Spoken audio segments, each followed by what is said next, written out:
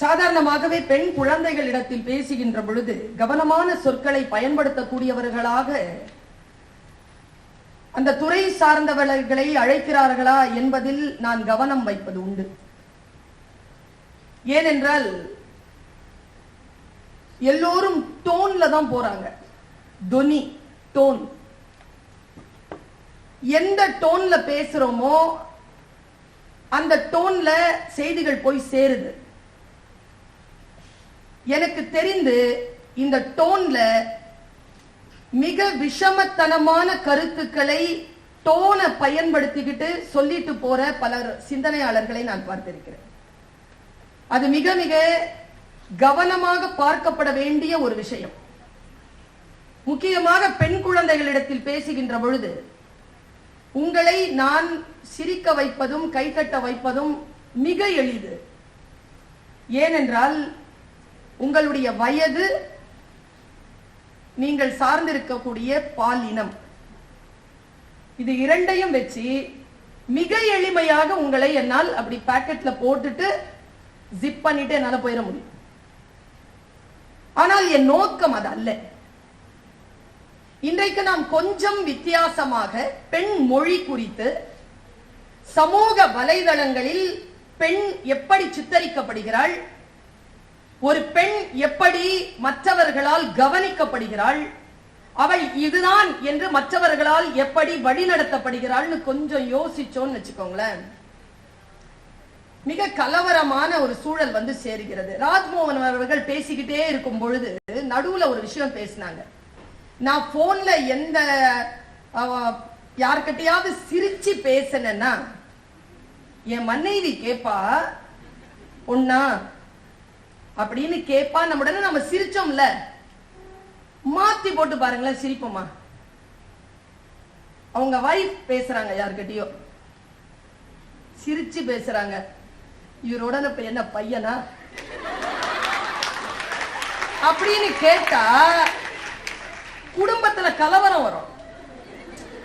ஆம்பளை பொம்பளையோட பேசினா நகைச்சுவை, பெண் ஆணிடத்தில் பேசினால் குடும்பம் வன்முறைக்கு அந்த பெண்ணை உட்படுத்தப்படுவாள் என்பதுதான் இன்றைய மிக நிதர்சனமான உண்மை. மிக நிதர்சனமான உண்மை. ஒரு பெண்ணினுடைய சுயம் இருக்குல்லப்பா, சுயம். என்கிட்ட ஒரு எனக்கு உண்மையாவே அவரை பார்த்தா கோவம் இருக்கு. ஏன்னா அதற்குள்ளாக ஒரு இவரை மட்டும் இல்லை, இந்த பெண்கள் குறித்து பேசுகின்ற ஆண்களை பார்க்கும் போதெல்லாம் அவ்வளவு கோபம் இருக்கு. ஏன் தெரியுமா? அவர்களுக்கு உள்ளே ஒரு சிறிய அரசியல் ஓடுகிறது. ஆனால் அந்த அரசியலை பற்றி அவர்களுக்கே தெரியாது. ஆனால் சேஃப்டியா இருக்கோங்கிறதுனால அந்த அரசியல் பண்ணிட்டு போயிட்டே இருக்காங்க. They are very safe. You know that? They are very safe. We are not safe. நீ நல்லா தெரிஞ்சுக்கோங்க, பெண்ணை பற்றிய ஆறுதலான கருத்துக்கள் எங்கே பேசுகிறோமோ அங்கே ஆண்களுக்கு எதிரான கருத்துக்கள் சொல்லுவதாக புரிந்து கொள்ளப்படுகிறது. எனக்கு தெரிஞ்சு ஒரு பெண்ணினுடைய ஆக பெரிய அவமானம் என்ன தெரியுமா? ஒரு பெண்ணை ஆக பெரிய அவமானம் ஒருத்தர் செஞ்சிட முடியும் அப்படின்னா என்னன்றத நான் சொல்றேன். இதை நம்ம புரிஞ்சுக்கிட்டோம்னா இந்த சமூக வலைதளங்கள் மற்ற விஷயங்கள்லாம் இருக்குல்ல, அது நம்ம கண்ட்ரோல்ல வந்துடும். நம்ம சில விஷயங்களை புரிஞ்சுக்கிட்டோம்னாலே சில விஷயங்கள் நம்ம கண்ட்ரோல்ல வரும். நமக்கு புரிய மாட்டேங்குது, அதனாலதான் நம்ம கண்ட்ரோல்ல வர மாட்டேங்குது. நான் ஒரு நாள் மேடையில பேசிட்டே இருக்கும் பொழுது எனக்கு ஒரு சிட்டு வந்தது. ஏன் ஆம்பளைங்களை ஒரு மாதிரி திட்டிக்கிட்டே எப்ப பார்த்தாலும் பேசுறீங்க? ஏன் கடுக்கடுன்னு பேசுறீங்க?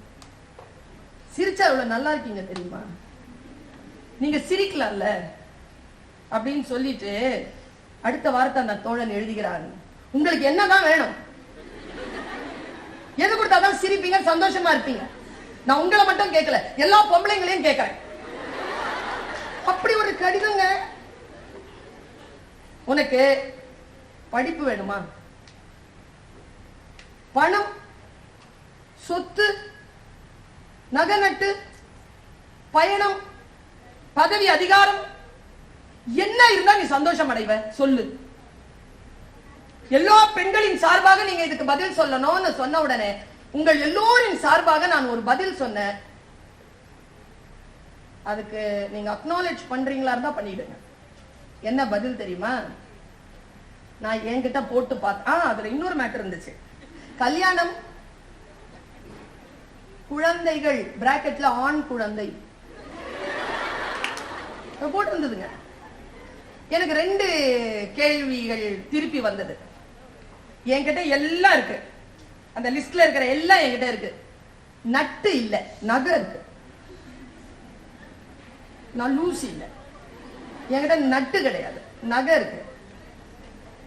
ஆண் குழந்தைன்னு இருந்தோட சுருன்னு ஒரு கோவம் வந்துச்சு.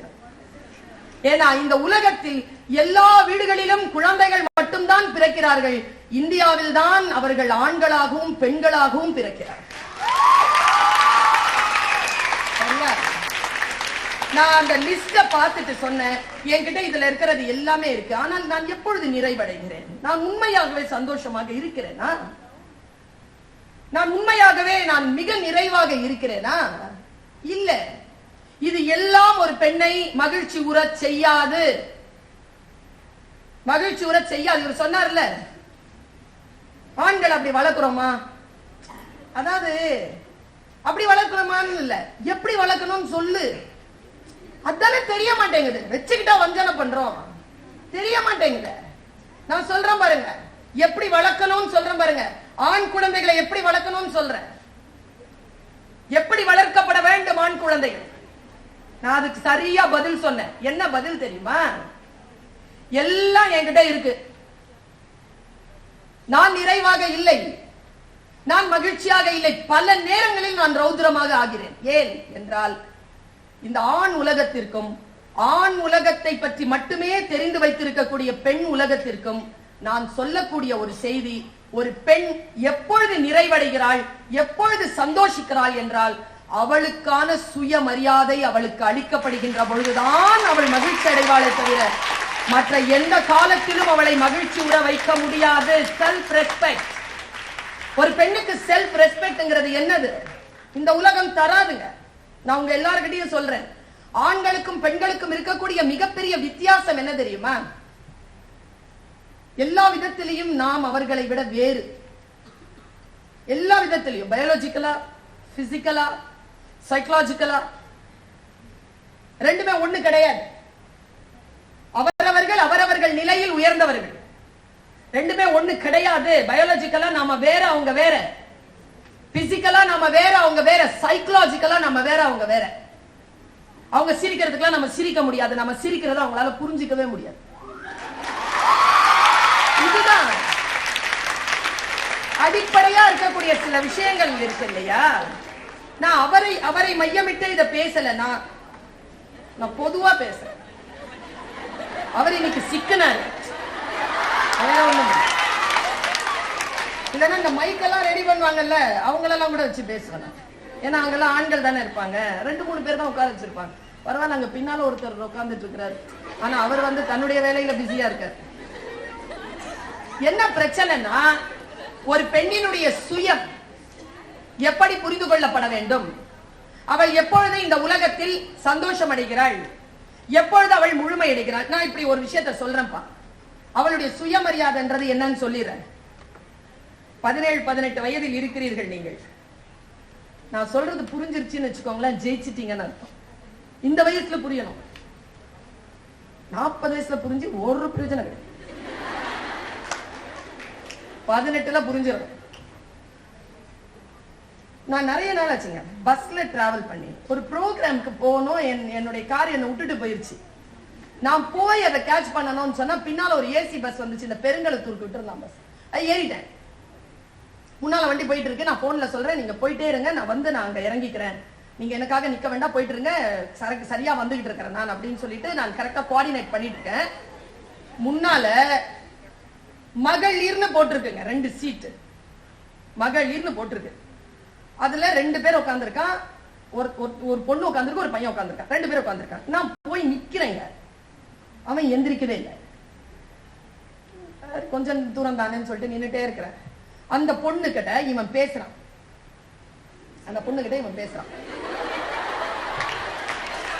என்ன பேசுறான்? இரு இன்னும் மேட்டரே வரல, அதுக்குள்ள நீ ஏன் சந்தோஷப்படுற? என்னங்கிறான் பேசுறான், ஏய் ஏய் கேள, இவ்வளவு வேற ஒண்ணும் இல்ல, ரொம்ப பெருசாலாம் நினைக்காத, ஏய் கேள. இந்த பொண்ணு வந்து காதுல அந்த இது போட்டு வச்சிருக்கு, அதான் அதை போட்டு வச்சுக்கிட்டு அது கேட்டுட்டு இருக்கு, பாட்டு கேட்டு இருக்கு. அது கேட்கவே அந்த பையனை பார்க்கவே இல்லை, இப்படி இப்படி பண்ணிக்கிட்டே இருக்குது. ஆமல்ல, ஏய் கேள ஏய் கேள அப்படிங்கிறானா. அவ்வளோ நேரமா கேட்கிறானேன்றதுனால நான் கேட்டேன் என்னன்னு.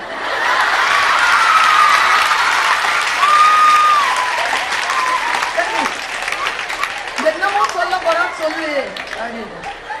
என்னன்னு பாரு.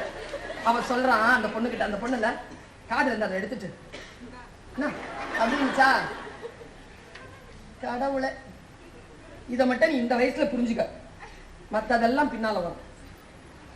அவன் சொல்றான், நீ ரொம்ப அழகா இருக்க, சரியா? உங்க கவனி, நல்ல கவனி. 2 சீட்ல 1.5 சீட்ல உட்கார்ந்துருக்கா, சரியா? அவன் சொல்றான் இவ அழகா இருக்கிறன்னு. இது திருப்பி ரியாக்ஷன். நான் அப்படியே போய் முன்னால பார்த்தேன், என்ன ரியாக்ஷன் பண்றா இதுக்குன்னு அப்படின்னு பாரு, அப்படின்னுச்சு. ஆமல்ல, சிரிச்சுட்டாங்க. இந்த சனியனுக்கு அந்த அவமானம் கூட புரிய மாட்டேங்குது. அவன் சிரிக்கிறான். அடுத்த பாயிண்ட் பாரு. நீ அவன் உண்மையா அவன் நல்லவங்க. அவன் அடுத்ததா நமக்கு ஒரு நம்மள ரிலீவ் பண்றான், ஆனா நாம தான் சிக்கிக்கிட்டு இருக்கோம். அவன் சொல்றான் அந்த பொண்ணு கிட்ட, உனக்கு தெரியுமா நீ ரொம்ப நல்ல பொண்ணு. அவன் சொல்றாங்க, இந்த பொண்ணுல மறுபடியும் காதுல எடுத்துட்டு என்ன சொன்ன, நீ ரொம்ப நல்ல பொண்ணு. ஆமாவா? ஏன்? அவளுக்கு வந்து she wants to know the reason why he is telling that she is so good. He's telling she is so good. She wants to know why I am so good to you. அதுக்கு அவன் சொன்னான் பாரு பதில், ஏன்னா நான் என்ன சொன்னாலும் நீ நம்புற. புரியுதா? எங்க எங்க நாம நிதானிக்கணும்ங்கிறது புரியுதா? அப்படியே இது இந்த 20 வயசு பையன் மட்டும் செய்யல இந்த காரியங்களை. நான் ஒரு யூனிவர்சிட்டிக்கு போயிருந்தேன். யூனிவர்சிட்டிக்கு கீழே இருக்கக்கூடிய ஒரு காலேஜுடைய பிரின்சிபல்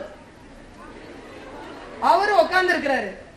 அந்த ப்ரோக்ராம் வந்து மகளிர் தினம், மார்ச் 8 மகளிர் தினம். அன்னைக்கு என்ன பேசுறதுக்கு கூப்பிட்டுருக்காங்க. நான் உட்கார்ந்து இருக்கிறேன். ஹிந்து பத்திரிகையில இருந்து சப் எடிட்டர் வந்திருக்காங்க. நானும் அவங்கள உட்கார்ந்துருக்கோம். அந்த யூனிவர்சிட்டி 2 பேரும் உட்கார்ந்துருக்கோம். இந்த இதே மாதிரி தாங்க அரங்கம். ஒரு பிசிக்ஸ் டிபார்ட்மெண்ட் ப்ரொஃபசர் ஒருத்தாங்க, ஒரு லேடி.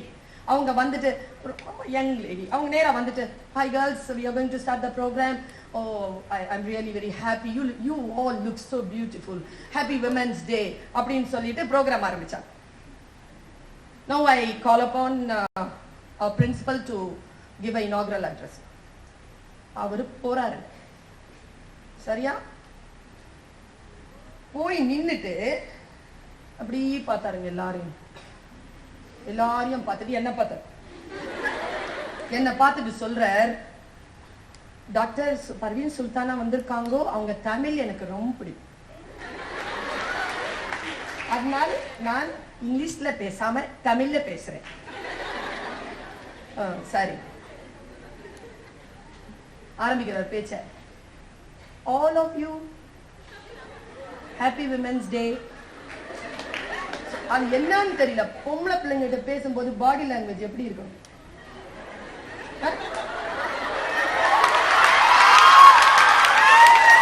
ஒரு மரியாதை இல்லையா? நல்லா தெரிஞ்சுக்கோங்க குழந்தைகளே. ஆண்கள் பெண்களுக்கு எப்படி உடல் பற்றிய சிந்தனை, அவர்களுக்கான கற்பிதங்கள் ஆரம்ப காலம் முதல் நமக்கு சொல்லிக் கொடுக்கப்பட்டிருக்கிறதோ, ஒரு ஆணுக்கு முன்னால் இப்படித்தான் நாம் இருக்க வேண்டும் என்று நமக்கு சொல்லிக் கொடுக்கப்பட்டிருக்கிறதோ, அதே மரியாதை அளவில் கொஞ்சம் கூட குறையாமல் ஆண்களும் நமக்கு முன்னால் அப்படித்தான் நடந்து கொள்ள வேண்டும். அதெல்லாம் குறைய முடியாது.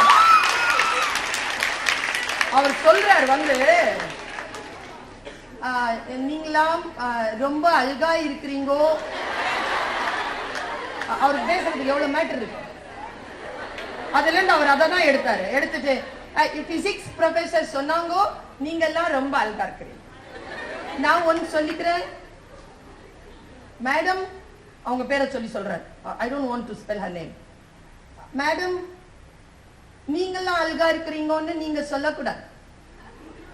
அந்த நேரம் அந்த அந்த அந்த மனிதர் அந்த வார்த்தையை பயன்படுத்தினார்ல, அப்பவே புரிஞ்சு போச்சு அவருக்கு வலதுபுறத்துல. அன்னைக்கு நான் உட்கார்ந்துருக்கேன், சனி நான் உட்கார்ந்துருக்கேன், வலதுபுறத்தில் நான் உட்கார்ந்துருக்கேன். அதெல்லாம் நீங்க சொல்லக்கூடாது மேடம், அதெல்லாம் நீங்க சொல்லக்கூடாது, அதெல்லாம் நான் தான் சொல்லணும். நீங்க ரொம்ப அழகா இருக்கிறீங்க, நான் தான் சொல்லணும் சொல்லிட்டு வந்து உட்காந்துட்டாரா. எனக்கு ஏறுது தலையில. நேரா போய் உட்காந்துட்டு அவர்கிட்ட பார்த்துட்டு நான் ஒரு விஷயம் சொன்னேன். சார், நான் எப்பவுமே பெரியவர்களை அவமானப்படுத்த மாட்டேன். என்னுடைய சுயமரியாதைக்கு, என் மட்டுமல்ல, நான் சார்ந்திருக்கக்கூடிய பாலினத்திற்கு யாரேனும் சுயமரியாதை இல்லாத கருத்துக்களை சொன்னால் உள்ளம் பன்றி மாதிரி அப்படி போயிட்டு நிக்கிற வழக்கம்.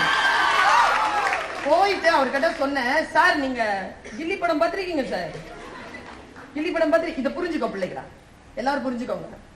நான் அங்கே கொடுத்த போர்க்குரல் என்பது என்னங்கிறது புரிஞ்சுக்கோங்க. இதை புரிஞ்சுக்கிட்டீங்கன்னா நாம இன்னைக்கு இந்த விஷயத்துக்குள்ள என்ட்ரி ஆயிடுவோம். அவன் சொல்றாரு, நான் சொன்ன போய் கில்லி படத்துல ஒரு கேரக்டர் பிரகாஷ் ராஜ்னு ஒரு கேரக்டர் வரும். அவர் அடிக்கடி ஒரு வார்த்தை சொல்வார். அதான் நமக்கு அதான் ஞாபகம் இருக்கு பாரு. அவர் ஒரு வார்த்தை சொல்லுவாரு. நான் அந்த பழனிவேல் சாருக்கு சொன்ன வார்த்தை என்ன தெரியுமா? அதெல்லாம் நீயே சொல்ற, அதெல்லாம் நீ சொல்லக்கூடாது, அதெல்லாம் நீ சொல்லக்கூடாது. நான் அழகா இருக்கிறேன்னு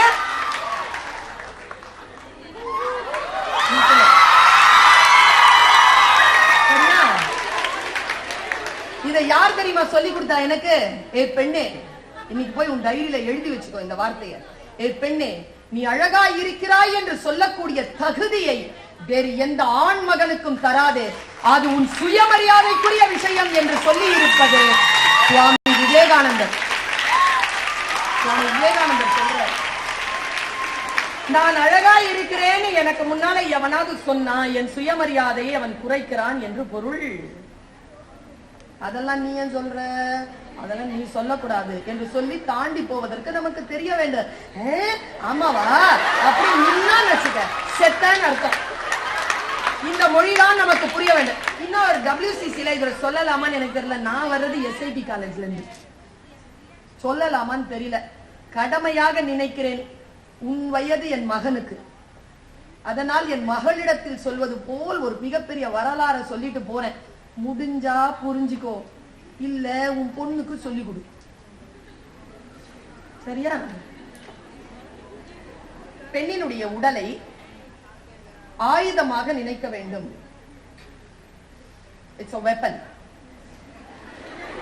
Our body is a weapon. சரியா? அப்போ வெப்பன் நீ எப்படி பயன்படுத்த வேண்டும், எப்படி மரியாதை செய்ய வேண்டும். ஒண்ணும் இல்ல, ஒரே ஒரு விஷயத்தை சொல்றேன். எனக்கு நாக்கு என்பது வெப்பன். ஒரு உயரம் தாண்டுகின்ற ஒரு மிகப்பெரிய ஸ்போர்ட்ஸ்ல இருக்கக்கூடிய ஒருத்தனுக்கு அந்த கொம்பு இருக்குல்ல, அது வெப்பன். வாழ் வீரனுக்கு வாழ் என்பது வெப்பன். ஸ்பீக்கர்ஸ்க்கு மைக் அப்படிங்கிறது வெப்பன். ரைட்டர்ஸ்க்கு பென் அப்படிங்கிறது வெப்பன். டீச்சர்ஸ்க்கு ரெட் இங்க் அப்படிங்கிறது வெப்பன். எல்லாம் வெப்பன். வெப்பனை எப்படி பயன்படுத்தணுமோ அப்படிதான் பயன்படுத்தணும். நான் அங்க உட்கார்ந்துட்டு இருக்கும் பொழுது இந்த நாக்கு வெப்பன் கிடையாது. நான் எப்பொழுது என் மேடைக்கு வந்து நிற்கிறேனோ இந்த நாக்கு என்னுடைய ஆயுதமாக மாறுகிறது. எப்பொழுது அதை வெப்பனா பயன்படுத்தணுங்கிறது இருக்கு. பெண்ணினுடைய உடலை எப்படி வெப்பனா பயன்படுத்தணும்ன்றது சொல்லித்தரேன் நான். ரொம்ப பெரிய கொஸ்டின்லாம் வருது. நம்ம ரிபேலா ஒரு கேள்வி கேட்டோம்னு வச்சுக்கோங்களேன். எங்க அம்மா வந்திருக்காங்க. எங்க அம்மா என்ன எப்படி தெரியுமா சொல்லி வளர்ப்பாங்க? ஒரு நாளுங்க எனக்கு என்னுடைய மன உணர்வுகள் அப்படி மோதிக்கிட்டு இருக்கு, நான் அதை சரியா உனக்கு போய் சேரணுமேங்கிற தவிப்பு தான். எந்த மைண்ட் செட்ல நான் வந்திருக்கிறேனோ அந்த மைண்ட் செட்ல போய் அது சேரணும் சரியா. என்னுடைய அக்கா வந்து எப்பவுமே பால் வாங்குவாங்க. இங்க சென்னை வாசிகள் எத்தனை பேர் இருக்கீங்கன்னு தெரியாது. ஒரு 30 வருஷத்துக்கு முன்னால பால் பட்டன் பால் கிடைக்கும். நான் போய் பட்டன் பால் வாங்குவோம். எங்க அக்கா தான் போவோம் பட்டன் பால். எங்க அம்மா என்ன எப்படி வளர்த்துருக்கு தெரியுமா? வந்திருக்கு, போகும்போது காட்டுறேன்.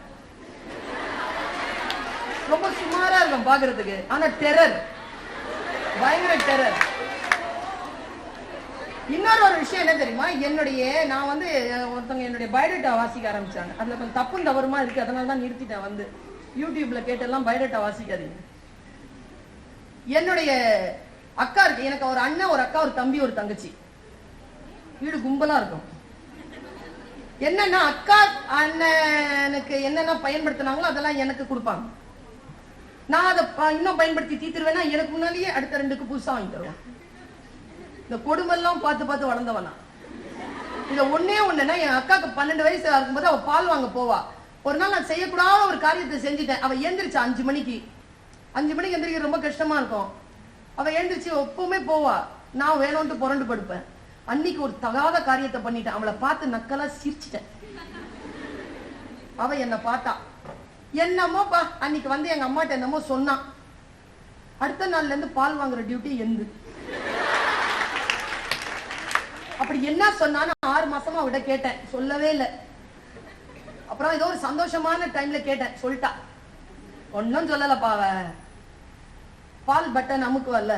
அப்ப அந்த பக்கத்துல ஒருத்தன் நின்னுட்டு இருப்பான், கரெக்டா பால் வருதான்னு பாக்குறதுக்கு. அவன் கண்ணத்தை கிள்ளிட்டான்னு சொல்லிட்டான். எங்க அம்மா, ஐயோ அப்படியா, நாளையில இருந்து நீ இல்ல அவளை அனுப்பு. என்ன அனுப்பிட்டாங்களா? சி இவ்வளவுதானே, எனக்கு அடுத்தது ஒண்ணு இருக்குது, அதுக்கிட்ட டியூட்டி ஷிஃப்ட் பண்ணலாம்ல. இவ்வளவுதானா? நேரம் அடுத்த நாள் காலையில போயிட்டு பால் இத கேட்டல கொண்டு டப்புன்னு எங்க அம்மாட்ட வச்சேன். எங்க அம்மா இட்லி என்னமோ பண்ணிக்கலாம் என்ன அப்படின்னாங்க. எங்க அம்மா எப்பவுமே என்ன இப்படிதாங்க சொல்லுவாங்க. எங்க அம்மா எங்க அக்காவை மட்டும் இல்ல, என்ன பாப்பா அப்படிங்க, என்னல்ல என்ன அப்படிம்பாங்க. எங்க அம்மா என் முன்னால எங்க அக்காவை எப்படி நான் புகழ்வாங்க, அவ பாரு எவ்வளவு வெளிச்சமா இருக்கிறா, கரண்ட் போனாலும் உட்கார்ந்து இருக்கிறது கண்டுபிடிக்கலாம். வெறுப்பா இருக்கோங்க இந்த வார்த்தை எல்லாம்.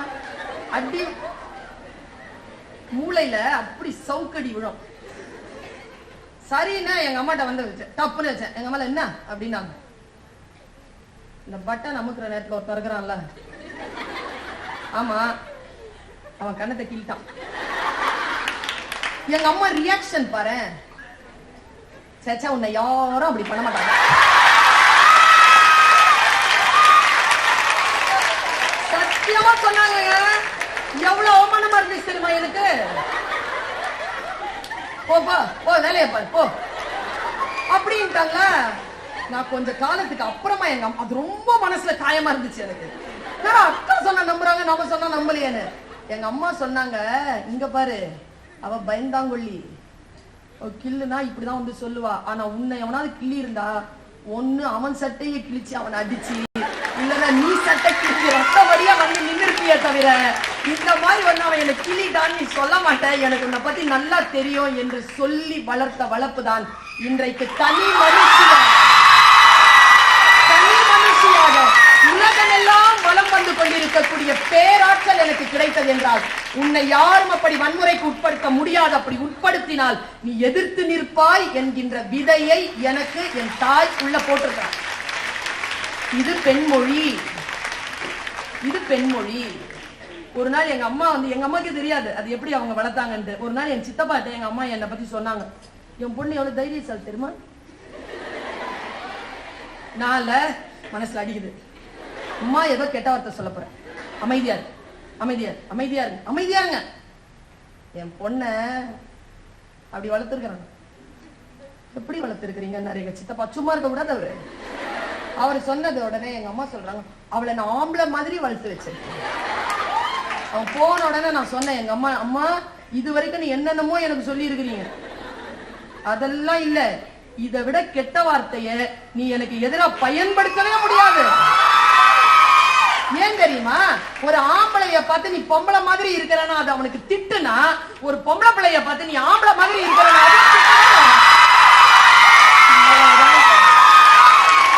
இவ்வளவுதான். நம் சுயமரியாதை என்பது என்ன, நம்முடைய ஜெண்டர், நம்முடைய பாடி ரொம்ப நுட்பமான ஒரு விஷயம் சொல்றேன். WCCல சொல்லலாமான்னு தெரியல அப்படின்னு சொன்னல, சொல்றேன். என் பிள்ளைங்க தானே நீங்களும், சொல்றேன். என்ன தெரியுமா, பாடி இருக்குல்ல, தேங்க்யூ, பாடி இருக்குல்ல, இதை வெப்பனா பயன்படுத்தணுங்கிறதுல அதுல என்னன்னா, இந்த உடம்ப போக பொருளாதான் கருதுறாங்க. அந்த பொள்ளாச்சியினுடைய பயங்கரத்தை எல்லாம் நீ அந்த வீடியோ கிளிப்பிங்ஸ் எல்லாம் கேட்கும் போது அந்த உடல் எவ்வளவு வன்முறைக்கு உட்படுத்தப்பட்டிருக்கு அப்படிங்கிறது, அதற்கு பிறகு எத்தனை பேர் தற்கொலை செய்து கொண்டிருக்கிறார்கள் வரலாறு எல்லாம் பார்க்கும் பொழுது, அந்த கலவரங்களை எல்லாம் பார்க்கும் பொழுது அது கண்ணுக்கு வந்தது வராதது எத்தனையோ ஆயிரக்கணக்கில் புதஞ்சி கிடக்குது. இந்த உடம்ப என்ன செய்யறதுப்பா, எப்படி பாதுகாக்கிறது? நான் ஒரு சின்ன விஷயத்த சொல்றேன், முடிஞ்சா அதை பண்ணிக்கோ, இந்த வயசுல பண்ணிக்கோ. நான் தான் சொன்னேன் 40 வயசுல பண்ணி ஒன்னும் பிரயோஜனம் இல்லை, ஆனா அப்ப கூட பிரயோஜனம் தான்.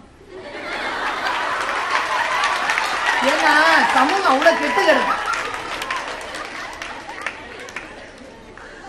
உனக்கு ஒரு வரலாறு தெரியுமா? 60 வருஷத்துக்கு முன்னால, ரொம்ப நுட்பமா சொல்றேன் கேட்டு, பாரிக்கின்னு சொல்லுவாங்க உருதுல, மென்மையா சொல்றேன், முடிஞ்சா கேட்டு.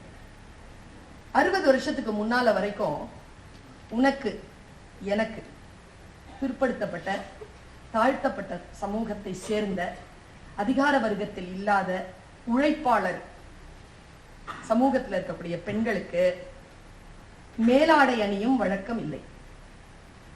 இதை நம்ம போடக்கூடாது, பிளவுஸ் போடக்கூடாது. பிளவுஸ் போட்டு உள்ள நீங்க பிரா போட்டீங்கன்னா நீங்க டாக்ஸ் கட்டணும், லக்ஸுரி டாக்ஸ். உங்களுடைய உடம்ப நீங்க கச்சை போட்டு மறைச்சுக்கணும்னா லக்ஸுரி டாக்ஸ் கட்டணும். திருவிதாங்கூர்ல ஒரு வேலைக்கார பொண்ணு கச்சை கட்டிட்டு வந்துட்டான், பிரா போட்டுட்டு வந்துட்டான், மேல துணி போட்டான். திருவிதாங்கூர் மகாராணி இந்த மார்பை வெட்டிட்டான்.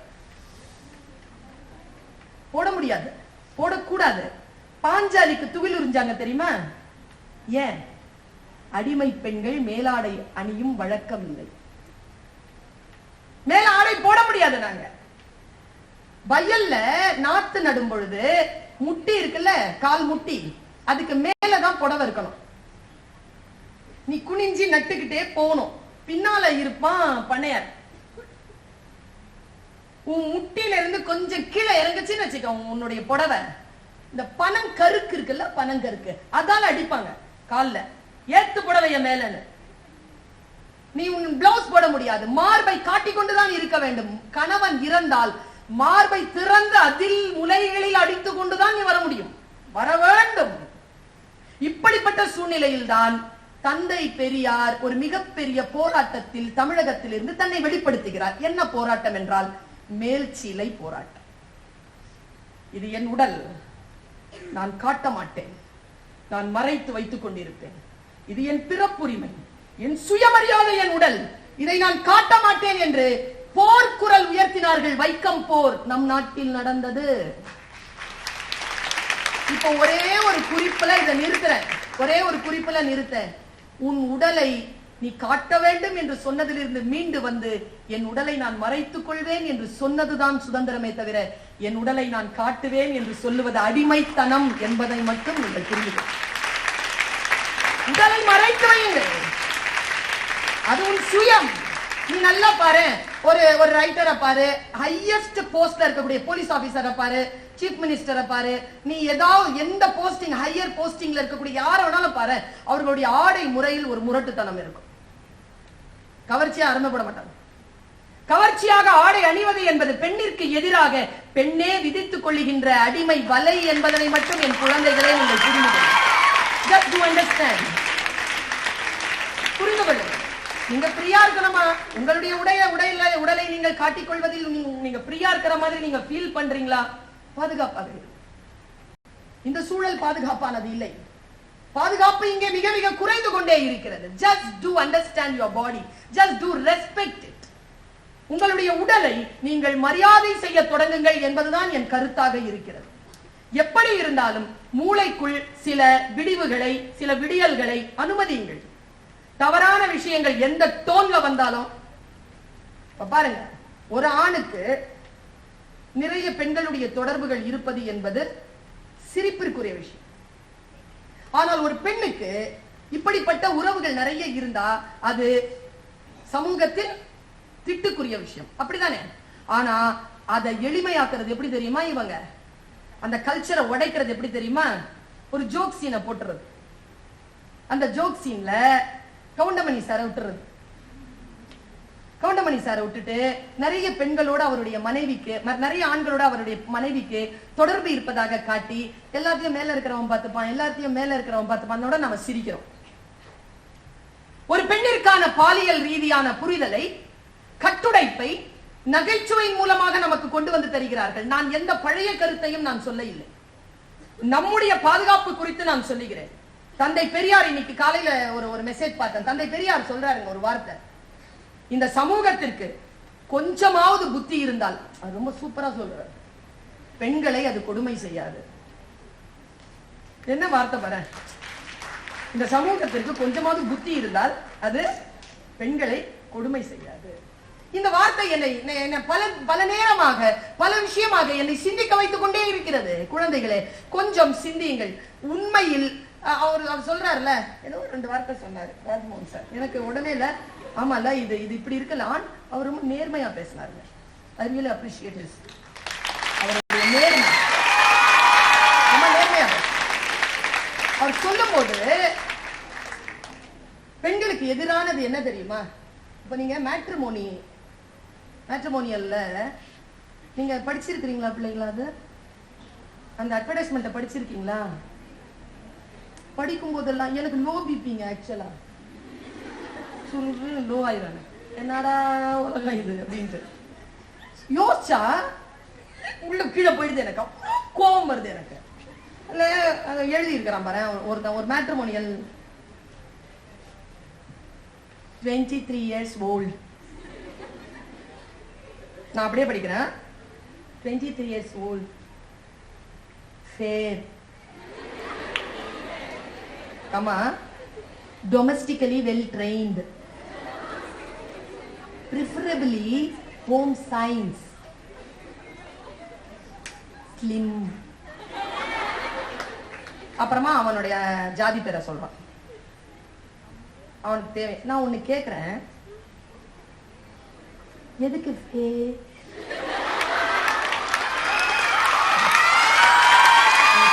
தெரியல, ரொம்ப இன்னசென்ட்டா கேக்குறேன், குழந்தை மாதிரி கேக்குறேன். எப்ப பூமி ராஜா, வெப்ப பூமியில உழைப்பாளர்களுக்கு பிறந்தவர்கள் கருப்பாகத்தானே இருப்போம்.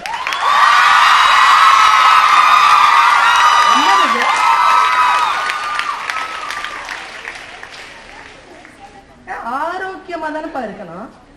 இல்ல சிம்மா இருக்கிறது ஹார்ட் அட்டாக் வந்து செத்துருக்கு தெரியுமா?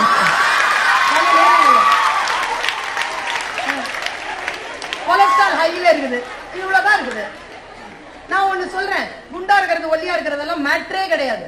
எது தெரியுமா மேட்டர்? ஆரோக்கியமா இருக்கிறியா? ஆரோக்கியமா இருக்கிறியா? 28 நாளைக்கு ஒரு வாட்டி மென்சுரேஷன் வருதா?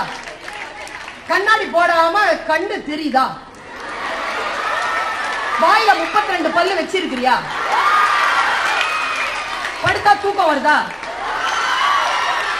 மொபைல் இல்லன்னா கையெல்லாம் ஒதுராம இருக்குதா?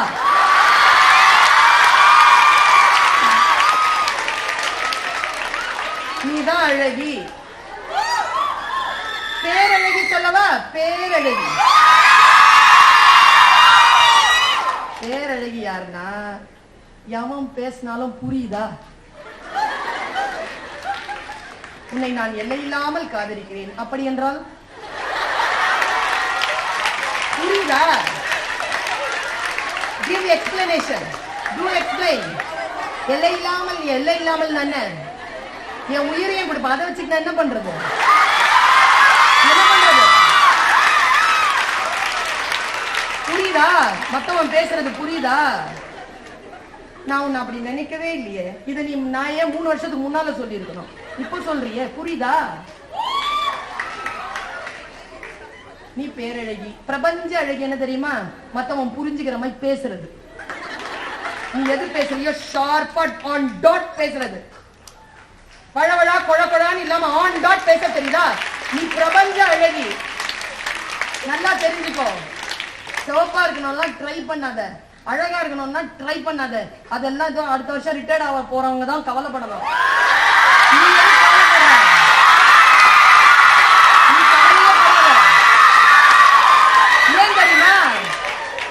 ஏன்னா வயது போக போக கொஞ்சம் கிரேஸ் அப்படியே குறைஞ்சுக்கிட்டே இருக்கு. ஆனா க்ரோ வித் கிரேஸ் தான், அது ஒரு அழகுதான். ஆனா அந்த அழகை அக்செப்ட் பண்றதுக்கான அந்த அறிவு இருக்கு இல்லையா, அதுதான் நாம் கேட்க வேண்டியது.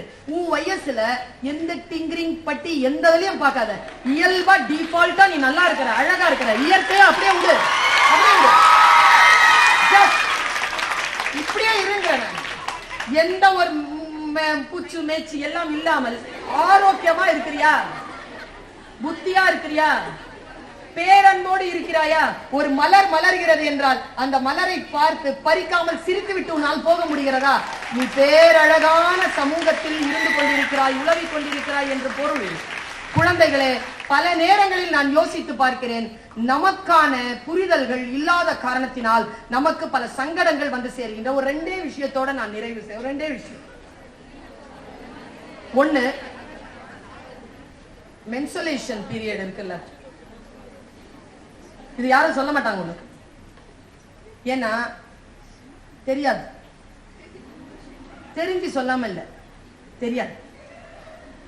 25,000 உயிரற்ற உடல்களை போஸ்ட்மார்ட்டம் செஞ்ச மதுரை பெரியாஸ்பத்திரி டாக்டர் தினமணியில ஒரு நடுப்பக்க கட்டுரை ஒண்ணு எழுதியிருந்தார். அன்னிலிருந்து என்னுடைய புத்தி வேறு, நான் படிச்சதுல இருந்து வேற படிக்கிறது இல்லையா, நாம தான் வேற என்னமோ படிக்கிறோம், அது சிறப்பான விஷயங்களை படிக்கிறோம். படிங்க, பார்க்கறத விட படிங்க. பார்த்து பழகிட்டீங்கன்னா படிக்க முடியாது. பார்வையாளர்களுக்கு இல்லாத சுதந்திரம் வாசகனுக்கு இருக்கு. நான் சொல்ற வார்த்தையெல்லாம் வீட்டுல போய் யோசிச்சுப்பேன். இந்த சுதந்திரத்தோடு படிக்கிறேன். அவர் சொல்ற உடம்புல இருக்கக்கூடிய அந்த ஆய்வு கூறு, உடம்ப வந்து போஸ்ட்மார்ட்டம் பண்ண அந்த டாக்டர் சொல்ற 90 விழுக்காடு சூசைட் பண்ண அந்த பாடிஸ், ஆக்சிடென்ட் ஆன பாடிஸ் தவிர்த்து சூசைட் பண்ண பாடிஸ் மட்டும் எடுத்தா அதுல 90% லேடிஸ்ங்கிறாருங்க, பெண்கள் அப்படிங்கிற. அதுலயும் அவர் ஒரு வார்த்தை சொன்னாருங்க, நிறைய பேர் தீயிட்டு தற்கொலை செய்து கொள்கிறார்கள். அந்த காலத்துல, இன்னில இருந்து ஒரு 20 வருஷத்துக்கு முன்னாடி தீயிட்டு தற்கொலை செய்து கொள்கிறார் அப்படி சொல்லிட்டு அவர் ஒரு குறிப்பு எழுதினார். எனக்கு புரியல, எனக்கு காலம் போக போக புரியுது. அவர் சொல்ற, தீயிட்டு தற்கொலை செய்து கொள்வது என்பது ஆகப்பெரிய அன்பினுடைய வெளிப்பாடான வன்முறையான வெளிப்பாடுங்கிற. எனக்கு வலிச்சா நீ சாவல, இந்த பாரு எனக்கு எவ்வளவு வலிக்குது அப்படின்னு காட்டுறதுக்கான முயற்சியாம். என்ன புத்தி! 90 விழுக்காடு பெண்கள் அப்படி செத்திருக்கிறாங்க. சொல்லிட்டு ஒரு விஷயம் சொன்னாரு, பிள்ளைகளை, என் காலில் இருந்து நிலம் அசைந்ததை இன்றைக்கு உன் தாய் போல் நான் சொல்லுகிறேன், மனசுல வச்சுக்கோ. அவர் சொல்ற, கூராய்வு செய்கின்ற பொழுது அந்த கர்ப்பப்பைக்கு பக்கத்தில் ஓவரிஸ் இருக்கும்ல, அதில் நான் நிறைய சினை முட்டைகளை பார்த்தேன்.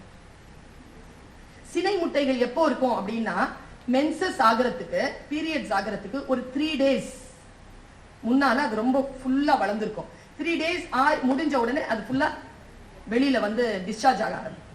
அந்த டைம்ல தான் இந்த சூசைட் நடந்திருக்கு. அவர் சொல்றார், 95% நான் உறுதியா சொல்றேங்கிறார், 95%. என்னுடைய பேச்சை கேட்டுக்கொண்டிருக்கக்கூடிய சில மருத்துவர்கள் இதற்கு ஓரளவு கமெண்ட் கொடுக்கலாம். சொல்லிட்டு சொல்றார், கீழே சொல்றார், பீரியட்ஸ் ஆகிறதுக்கு 3 daysக்கு முன்னால ஒரு பெண்ணுக்கு ஒரு அழுத்தம் இருக்குமா, மன அழுத்தம், மனசு கஷ்டமா இருக்குமாங்க. எது சொன்னாலும் கோவம் வருமா சட்டுன்னு. ஐயோ அங்க கெரோசின் வச்சிருக்குது, நீ வேற அவ பிரச்சனையில இருக்கிற, அதை வேற காட்டி விட்டுறாத, சொன்னாலே போதும், போய் அதை பிடிச்சிருவான். இந்த டிராக்குள்ள இருக்கக்கூடிய அந்த வத்தி பெட்டியை கொஞ்சம் மறைச்சு வை அப்படின்னு சொல்லிட்டு அப்பா சொல்லிட்டு போனாலே போதும், டிராக்குள்ள இந்த வத்தி பெட்டி எடுத்துருவான். புத்தி அப்படிதான் இருக்குமா? அப்போ 28 days 30 days once நமக்கு மென்சுரேஷன் பீரியட் வருதுன்னு தெரிஞ்சா first 3 days be alert. புதிய விஷயங்களை, ஸ்ட்ரெஸ்ஸான விஷயங்களுக்குள்ள போகாம உன்னை நீயே கண்காணித்துக் கொண்டிருப்பதற்கான அந்த மனப்பான்மைக்குள் நீ வா. கேளிக்கைகள்ல ரொம்ப மனசை ஸ்ட்ரெஸ் பண்ணாத. என்டர்டெயின்மெண்ட் ஃபேக்டர் போக போக நீ ஸ்ட்ரெஸ்க்குள்ளாவே வருவ. அதனால தான் இந்த சமூக வலைத்தளங்களில் நமக்கான மொழி இல்லாமல் இருக்கிறது. குழந்தைகளை நம்மள எவ்வளவு ஸ்ட்ரெஸ் பண்றாங்க தெரியுமா? உனக்கு ஒரு விஷயம் தெரியுமா? பெண்களுக்கு கெட்ட வார்த்தை சொன்னா பிடிக்காதுப்பா. ஆம்பளைங்களுக்கு இது சொல்லி சொல்லி வளங்க. பெண்களுக்கு பிடிக்காது. நீ கெட்ட வார்த்தை ஒண்ணு சொல்ல, அந்த அவ்வளவுதான், அறுத்து விட்டுட்டு போயிட்டே இருப்போம். நம்ம கெட்ட வார்த்தை பிடிக்காது. இது கல்யாணம் ஆனதுக்கு அப்புறம் சொல்றதுங்களை என்ன பண்றது?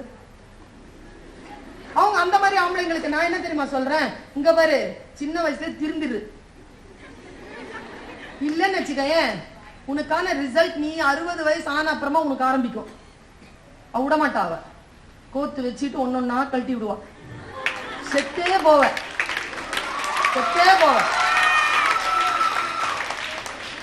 பெண்களை அச்சுறுத்துவது ஒரு விஷயம் தெரியுமா? பெண்களுக்கு பிடிக்காது. இவர்கிட்ட சொன்னா 4 இடத்துக்கு போவோங்கிறதுனால தான் சொல்லிட்டு இருக்கிறேன். பெண்களுக்கு கெட்ட வார்த்தை பிடிக்காது, பெண்களுக்கு அச்சுறுத்துவது பிடிக்காதுப்பா. ஒரு விஷயம் சொல்றேன், டைரியில எழுதி வச்சுக்கோங்க. ஆண்களே எழுதி வச்சுக்கோங்க. பெண்களை அச்சுறுத்தினால் நீங்கள் விரும்பாததை செய்ய தொடங்குவார்கள். Don't fear them. அச்சுறுத்தாதீங்க. ஒரு இறுதியான ஒரு செய்தியோட நான் நிறைவு செய்றேன். உங்களுக்கான கேள்வி நேரம் இருக்கிறது. இன்னும் 3 நிமிடத்தில் என் பேச்சு முடியும். உங்களுக்கான கேள்வி நேரங்கள் இருக்கு. 3 minutes. என்னன்னு தெரியல, இன்னைக்கு உனக்கு இது சொல்லணும்னு எனக்கு தோணுது. நான் சில காலங்களாக பெண்கள் மத்தியில் இதை சொல்லிக் கொண்டே வருகிறேன். எனக்கு தோணுது நீ நல்ல விதை நிலமா அப்படி விரிஞ்சு நிக்கிற. இன்னைக்கு நைட்டு போய் இந்த கையில தான் இந்த கொல்லிக்கட்டையை வச்சிருப்பிய,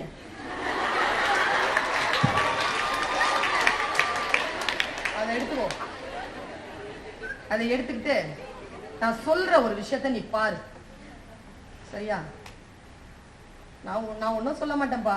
இந்த போன்லாம் யூஸ் பண்ணாதேன்னு சொல்றதெல்லாம் நான் ஒரு மாசமா நிறுத்திட்டேன். ஏன்னா எங்க காலேஜ்லயே சொல்லிட்டாங்க, கிளாஸ்க்கு போனோம்னா ஸ்மார்ட் போனோட போங்கன்ட்டாங்க.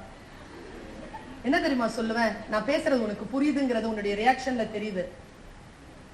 நீ அழகாயிட்டு வர, நான் பேசுவது உனக்கு புரிகிறது. ஒன்னே ஒண்ணுதான், யூஸ் பண்ணாம இருக்காத, ஸ்மார்ட்டா யூஸ் பண்ண. So smart. இது என்னுடைய ஆபீஸ். இதான் என் செக்ரட்டரி. இதான் நான் நோட் பேட். எனக்கு என்னுடைய ஸ்பீச்சஸ் எல்லாம் இதுல தான் நோட்ஸ் எடுத்துப்பேன். நான் இதுல தான் நான் பைபிள், குரான், தேவார திருவாசகங்கள், சங்க இலக்கியங்கள், காப்பியங்கள், 4000 திவ்ய பிரபந்தம், சங்க மருவிய இலக்கியங்கள் எல்லாம் வச்சிருக்கேன். ரெஃபரன்ஸ்னா டக்குன்னு எடுத்துருவேன். Use it smart. அவ்வளவுதான். யூஸ் பண்ணாதெல்லாம் சொல்ல மாட்டேன், ஸ்மார்ட்டா யூஸ் பண்ண. இன்னைக்கு போய் ஒரு பெண்ணை பத்தி மட்டும் கேட்டுட்டு வந்துரு, அந்த பெண்ணை மட்டும் சொல்லிட்டு போயிடுறேன். நீ எல்லாமே அப்படிதான், நான் அப்படிதான், இங்க இருக்கிற எல்லா லேடிஸும் அப்படிதான். அவ பேர் அருமினா சின்ஹா. அவ யாருன்னா உத்தரப்பிரதேசத்துல பிறந்தா. தெரிஞ்ச பிள்ளைங்க நினைவுபடுத்திக் கொள்ளுங்க, தெரியாத பிள்ளைங்க இன்னொரு வாட்டி போய், தெரிஞ்ச பிள்ளைங்க இன்னொரு வாட்டி பாருங்க, தெரியாத பிள்ளைங்க முதல் முறையா பாருங்க. அருமினா சின்ஹான்னு போட்டாலே உங்களுக்கு அந்த யூடியூப்ல, அந்த கூகுள்ல போனீங்கன்னா உங்களுக்கு அந்த டாக்குமெண்ட்ரி பிலிம் வந்துடும். அவளே ஒரு டாக்குமெண்ட்ரி பிலிம் பண்ணிருக்கான் அவளை பத்தி. 2011 அவளுக்கு 20-22 வயசு. She is a volleyball player. எத்தனையோ கொடுமைகள் பெண்களுக்கு நடக்குதுப்பா. நான் ஒன்னே ஒண்ணு சொல்றேன், உங்க எல்லார்கிட்டையும் கெஞ்சி கேட்டுக்கிறேன். பெண்ணினுடைய வன்முறையை நிறுத்த வேண்டும் என்றால் ஒரே வழிதான், அதை பரப்பாமல் இருங்கள். அவள் ஏதேனும் குற்றம் செய்வதாக அல்லது அவள் குற்றத்திற்கு உட்படுத்துவதாக செய்தி வந்தால் அவள் பெயரை சொல்லி அவளுடைய உடலை காட்டுவதற்கான சூழல் வருகின்ற பொழுது just don't forward it, just delete it. Just delete it. அதை விட ஒரு பெரிய உதவி நீ அந்த பெண்ணுக்கு செய்துவிட முடியாது. பாலியல் ரீதியாக வன்முறைக்கு உட்படுத்தப்பட்ட ஒரு பெண்ணை வைத்துக் கொண்டு நாங்கள் ஒரு கருத்தரங்கம் நடத்தினோம். அப்ப அவ சொன்ன விஷயம் என்ன தெரியுமா? நான் உங்க முன்னால வந்துட்டேன், எல்லாருமே லேடிஸ்ங்கிறதுனால வந்துட்டேன், உங்ககிட்ட எல்லாருக்கிட்டையும் கெஞ்சி கேட்டுக்கிறேன், என்ன யாரும் செல்போன்ல போட்டோ எடுக்காதீங்க. உங்க வீட்டுல போய் உங்க அப்பா, உங்க தம்பி, உங்க அண்ணன், உங்க கணவர் யாராக இருந்தாலும் என் பெயரையோ என் உருவத்தையோ அவர்களிடத்தில் பகிர்ந்து கொள்ளாதீர்கள். ஏனென்றால் எப்பொழுது வேண்டுமானாலும் எனக்கான ஆபத்து அவர்கள் மூலமாக வரலாம். நான் பாருங்க, பெண்மொழி முடிந்தால் புரிந்து கொள்ளும். ஆண்களை ஆண்கள் தான், பெண்களை எப்படி அவர்கள் ஒதுக்கி வைத்திருக்கிறார்களோ பல விஷயங்களில், நாமும் ஜெண்டர் வாரியாக அவர்களை சில விஷயங்கள் அப்படி எடுத்து வச்சிருக்கோம். எல்லாத்தையும் சேர்த்துக்கப்பட. அருமினா சின்ஹாவுக்கு 22 வயசு. She is a volleyball player. நேரா டெல்லி போறா, ட்ரெயின்ல போறா. பாருங்க அந்த யூடியூப்ல இதயம் கிழிஞ்சிருங்க. அதை பார்த்தீங்கன்னா நான் நடுங்கி போனேன் அதை பார்த்துட்டு. அது ஒரு கேம்ப்ல நான் பொம்பளை பிள்ளைங்களை வச்சுட்டு ஒரு கேம்ப் நடத்திட்டு இருக்கும் பொழுது அது குழந்தைகளுக்கான மோட்டிவேஷனல் இதுக்காக நான் போட்டு காட்டினேன். ஆனா அதுல இருந்து நான் வேற விஷயம் தெரிஞ்சுக்கிட்டேன். நீ தெரிந்து கொள்ள முடியாத ஒரு விஷயத்தை தான் இந்த தாய் உனக்கு சொல்லிக் கொண்டிருக்கிறேன். அவ என்ன பண்றா? அவ டிராவல் பண்றா. 4 பேர் அந்த ட்ரெயின்ல ஏறுறாங்க. அவளுடைய செயினை பிடிச்சி இழுக்கிறாங்க. அவ ஸ்போர்ட்ஸ் கேர்ள் இல்ல, தடுக்கிறான். தெரியுமா, வன்முறை இருக்கின்ற பொழுது அவ அந்த ஆண்களுக்கு வந்து இன்னும் இன்னும் நீ தடுக்க தடுக்க மூர்க்கமாக அவர்களுடைய ஃபோர்ஸ் இன்னும் கூடும். அவன் இன்னும் ஃபோர்ஸ் காட்டுறாங்க. அந்த 4 பேரும் அவளை சின்ன பின்னமாக்கி அவ அவ்வளவு எதிர்த்து நிக்கிறதுனால ட்ரெயின்ல இருந்து அவளை தள்ளி விட்டுறான்.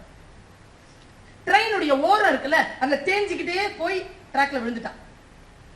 காலையில 5:30க்கும் 6:30க்கும் அடிபட்டு இருக்கு. லெப்ட் கால் இல்ல.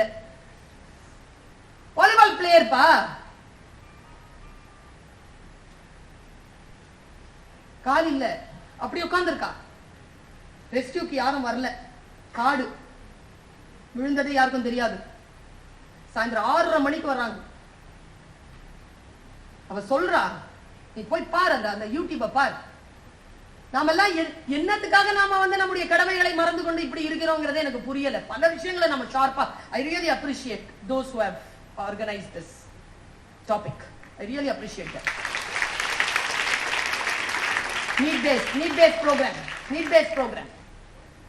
சொல்றாப்பாவ, நான் சாயந்தரம் 6:30 மணி வரைக்கும் நாய்களை விரட்டி கொண்டு உட்கார்ந்து இருந்தேன். மயங்கிட்டோம்னா நாய் கடிச்சிருங்கிறதுனாலயே நான் மயங்காம உட்கார்ந்து இருந்தேங்கிறப்பா. அவ அப்படி கடக்குறா. கண்ணுல எல்லாம் அடி, கையெல்லாம் பிஞ்சி போய் அப்படி புள்ள அப்படி கடக்குறா. சொல்றா, சாயந்தரம் கூட்டிட்டு போனாங்க. ஹாஸ்பிட்டல்ல ஒரு தகவல் வந்தது, அனிஸ்தீசியா இல்ல, ஆபரேட் பண்ண முடியாது. ஆபரேட் பண்ணணும்னா நாளைக்கு காலைல 10:30 மணிக்கு தான் ஆகும். அப்படி 10:30 மணிக்கு வந்துச்சுன்னா 2 காலையும் சேர்த்து எடுக்கணும். விஷம் பரவுது. இந்த பிள்ளை என்ன தைரியசாலி பாருங்க. அவ சொன்னாலாம், காலையில 5:30 மணிக்கு அடிபட்டுச்சுங்க, சாயந்தரம் 6 மணி வரைக்கும் அப்படியே கடந்தேன். இதை விடவா வலிச்சிட போது, எனக்கு ஒரு கால் வேணும், மயக்க மருந்து இல்லாம ஆபரேஷன் பண்ணுங்க, நான் தாங்கிக்கிறேன். நான் தாங்கிட்டாங்க. அடுத்த நாள் காலையில 10:30 மணிக்கு அனுப்பிச்சிட்டா. இதெல்லாம் இல்லைங்க, இது நீயும் செய்வேன் நானும் செய்வேன். என் புள்ள பெறல வைக்க போறீங்கல்ல, அந்த வலி எல்லாம் தெரியும் நமக்கு. நான் எங்க தெரியுமா நிக்கிறேன், அந்த இன்னர் ஸ்ட்ரென்த் இருக்குல்ல பிள்ளைகளா, அந்த இன்னர் அவேக்கனிங் இருக்குல்ல, அந்த இன்னர் பீஸ் இருக்குல்ல, அதைத்தான் நாம வந்து இன்கல்கேட் பண்ண, அதைத்தான் நம்ம வந்து ட்ரிகர் பண்ணணும்ங்கிற. நான் அதுதான் நம்ம கிட்ட இல்ல. எதற்கு நம்ம ரியாக்ட் பண்றோம்ன்றதுல ரொம்ப தெளிவா இருங்க. இனிமேல் ரொம்ப ரியாக்ட் பண்றதுல ரொம்ப தெளிவா இருங்க. அவ பாரு, ஒவ்வொரு வார்த்தையும் மினிட்டா நகர்த்தி பாக்குறேன். நான் மைக்ரோ செகண்டா நகர்த்தி பாக்குறேன் அந்த வீடியோவை. அவ சொல்றா, அவர் அஸ்ஸாமி பொண்ணு. அப்படி அவ அஸ்ஸாம்ல தான் ஒரு மாதிரி ஹிந்தியில பேசுறா, எனக்கு புரியல. கீழே வந்து ஸ்க்ரோலிங் இருக்கு, அதுல அப்படியே சொல்றா, நான் 3 நாள் கழிச்சு அனிஸ்தீசியா கொடுத்தாங்க, கண்ணு முழிச்சேன். என்னுடைய தாய் மாமா வந்து நின்று என்கிட்ட சொன்னாரு, உனக்கு மலை ஏறுறதுனா ரொம்ப பிடிக்கும் இல்ல பாப்பான்னு கேட்டாரு. மனசு கஷ்டமாயிடுச்சு, நான் அழுதுட்டேன், அழுகையா வந்தது. இனிமேல் நான் எதுவும் செய்ய முடியாதே மாமா, நான் பாவா ஏறலாம், எவரெஸ்ட் ஏறியா அப்படின்னு கேட்டாரு. நான் சிரிச்சிட்டேன். அவர் சொன்ன ஒரே வார்த்தை, எவரெஸ்ட் மலை ஏறுவதற்கு 2 கால் தேவையில்லைன்னு சொல்லிட்டு போயிட்டாரு. என்ன சொல்லிப்பாது, இப்படியா சொல்றாங்க நமக்கு யாராவது? இப்படியா சொல்றாங்க? இப்படி சொல்லியா நம்மள மேல தூக்கிட்டு போறாங்க? உன்னால் முடியாது, நீ இல்ல, இப்படிதான் சொல்றாங்க. எவரெஸ்ட் மலை ஏறதுக்கு 2 கால் தேவையில்லை அப்படின்னு சொல்லிட்டு அவர் போயிட்டாரு. இவன் என்ன பண்ணிருக்கா, 3 மாசத்துக்கு அப்புறமா அந்த கேலிபர் ஷூவை போட்டுட்டு எவரெஸ்ட் மலை ஏறுன அந்த பெண்ணை போய் சந்திச்சிருக்கா. You won't believe, my dear kids, you won't believe. அத பாருங்க, it's mind blowing documentary film. அவ சொல்றா, நான் போனேன், அவங்க என்ன வந்து ரொம்ப இதுவா மோட்டிவேட் பண்ணாங்க அப்படின்னு சொல்லிட்டு அப்படி நிக்கிறா. அடுத்த ஷாட் எங்க தெரியுமா, எவரெஸ்ட் மலையில. எப்போ தெரியுமா ஏறினா, அடிப்பட்டது 2011, அவ மேல ஏறினது 2013 மார்ச். ஒரே வருஷத்துல ஏறிட்டாங்க, ஒரே எவரெஸ்ட் ஏறிட்டாங்க. சரி, இது டாக்குமெண்டரி பிலிம், இது நீயும் பார்க்கலாம் நானும் பார்க்கலாம். அப்ப எதுக்கு நான் இதை உங்ககிட்ட சொல்றேன் தெரியுமா, அதுல ஒரு நுட்பம் இருக்குங்க, நான் பார்த்த நுட்பம். இது அருமைனாக்கே தெரியுமான்னு தெரியல. ஆனா அவ எனக்கு என்னுடைய அம்மாவா உயர்ந்து நிக்கிறா. என் அம்மா தான் எனக்கு எல்லாம். அவ அப்படி உயர்ந்து நிக்கிறா, என் அம்மா பக்கத்துல நிக்கிறா. அப்படி அந்த பொண்ணு, சின்ன பொண்ணு தான், என்ன தெரியுமா செஞ்சா? அவ அந்த ஹோல் இன்டர்வியூவை ஒன்னு அவருடைய ரூம்ல உட்காந்து கொடுத்திருக்கா, அடுத்தது எவரெஸ்ட் மலையில உட்காந்துட்டு காலை தட்டி தட்டி பேசுறா. அதெல்லாம் ஒரு மேட்டரே கிடையாது. பிசிக்கல் அபியூஸ் ஆகிறதோ, பிசிக்கல் அடிபடுறதோ, வாழ்க்கையில கீழே சாயறதுக்கெல்லாம் ஒரு பிரச்சனையும் இல்ல. நம்ம எப்படி இருந்தாலும் மேல வரலாம் அப்படின்னு பேசுறான். ஆனா அவ பேசிட்டு மறுபடியும் அந்த கேலிபர் ஷூவை வச்சுக்கிட்டு நடந்து நடந்து நடந்து அந்த ட்ராக் போட்டுக்கிட்டு எங்க தெரியுமா நடந்து இன்டர்வியூ கொடுக்கறா? ரயில்வே ட்ராக்ல.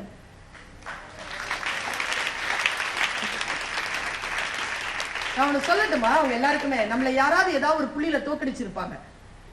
அவ சொல்றா, இங்கேதான் மரணம் என்னை சந்தித்தது, இங்கேதான் நான் அவமானப்படுத்தப்பட்டேன், இங்கேதான் என் கால்களை இழந்தேன், இங்கிருந்துதான் எவரெஸ்ட் போனேன் என்று இங்கிருந்து சொல்கிறேன். உங்களை யாரேனும் அவமானப்படுத்தி இருந்தால் குழந்தைகளே, அந்த ஸ்பாட்ல நின்னுதான் நம்ம ஜெயிக்க முடியுமே தவிர அந்த ஸ்பாட்டை விட்டு ஓடி எல்லாம் நம்மால் ஜெயிக்க கூடாது என்பதனை மனம் நினைவுபடுத்திக் கொள்ளுங்கள். வாழ்க்கை ஒரு முறைதான் வருகிறது. அந்த ஒரு முறைக்கான அந்த வாழ்க்கை சுயமரியாதத்துடனும் தைரியத்துடனும் சந்தித்து அடுத்தவர்களோடு பேரன்பை பகிர்ந்து கொள்வதற்கான இயற்கை மகா சக்தியாக பெண் விளங்க வேண்டும் என்று கேட்டுக்கொண்டு வாய்ப்பளித்தமைக்கு நன்றி பாராட்டி விடைபெறுகிறேன். நன்றி.